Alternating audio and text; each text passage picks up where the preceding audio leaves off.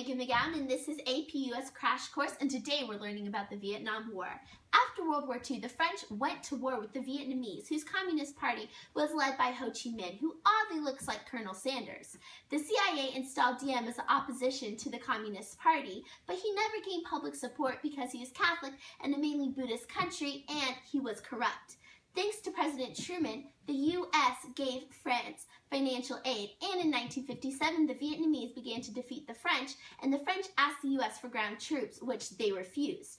In May, the French, being the French, surrendered, a ceasefire was arranged, and Vietnam was divided at the 17th parallel during the Geneva Conference. Eisenhower said he would rather fight the war with money instead of troops. This statement gained broad support from the Americans because they feared the spread of communism. In 1957, guerrilla warfare started by the communists between North and South Vietnam began.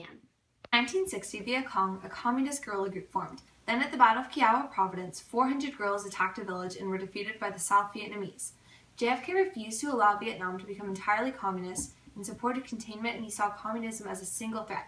Meanwhile, Diem was becoming extremely unpopular, and his religion led to Buddhist protests, which caused the U.S. to realize he couldn't win the war. On November 1, 1963, with approval from the U.S. operatives within the South Vietnamese government, overthrew Diem, and he and his brother were shot and killed in the aftermath. After JFK's assassination, President Johnson had to choose between intervening and withdrawing from Vietnam. LBJ feared an all-out military effort would lead to World War III, but there's no way he could seem soft on communism.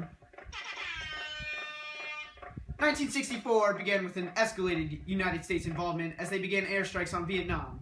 Finally, in August, Vietnamese boats allegedly fired on United States ships in the Gulf of Tonkin, leading to the Gulf of Tonkin incident. Johnson said the U.S. was a victim of sadistic attacks on ships aiding the South Vietnamese. This led to the Gulf of Tonkin resolution and gave Johnson a blank check to wage war in Vietnam. Because of this, he didn't need to secure a formal declaration of war from Congress. In 1965, he cashed his blank check and began with Operation Rolling Thunder. This consisted of continuous bombings of North Vietnam. This was ultimately a failure. LBJ escalated the air war heavily and used 3 times all explosives dropped by all combatants during World War II. That's a lot of bombs. In 1965, Marines arrived at Da Nang and were the first American combat troops. Fighting at Ai Trang Valley was the first conventional battle of the war and resulted in a United States victory. At the height of the war, the number of U.S. troops rose above 540,000. In 1966, B-52 started dropping bombs on North Vietnam. The North Vietnamese launched a Tet offensive in 1968 by attacking several key cities in South Vietnam, including Saigon. Fortunately, American forces countered and recaptured most areas. Although it was a military defeat for the communists, it proved to be a political victory and began American disapproval of the war. Also in 1968, McCarthy ran for the presidency on an anti-war platform and gained massive popular support. Consequently, LBJ decided not to run for re-election. On March 6, 1968, American troops entered the village of My Lai and were encouraged to search and destroy by their supervisors. They killed, raped, and burned the villagers. News reached the United States in 1969 and increased anti-war sentiment from 32 to 42%. Nixon was elected in 1968.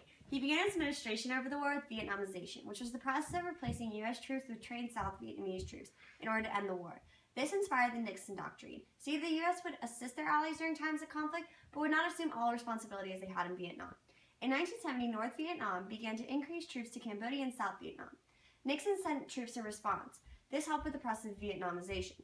Nixon wanted to obtain peace while staying honorable. In 1972, he began to reduce troops as well as sending his Secretary of State, Henry Kissinger, to negotiate with Lê Du Dâu. Nixon wanted to seem relentless to the war and began to enforce more secret B-52 raids. These did nothing but undermine stability. He also mined Vietnamese harbors. Meanwhile, in the U.S., widespread protest was felt across the nation. In 1970, the removal of troops began. A visible sight to the end of the war sealed Nixon's re-election. However, his announcement was premature. In April 1970, he sent troops into Cambodia to attack communists. This led to an increase in anti-war demonstrations, including one at Kent State University where 4 protesters were shot. However, Nixon continued to decrease the number of troops in South Vietnam, and the fighting persisted. The Paris Peace Accords were signed in January 1973 and permanently removed American troops from Vietnam. Unfortunately, this only ended U.S. involvement in the war, and the Vietnamese kept fighting until Saigon fell to communists in 1975. Overall, the war in Vietnam cost over 58,000 American lives and millions in lives in total. Today, there is still conflict within the nation that may never be resolved.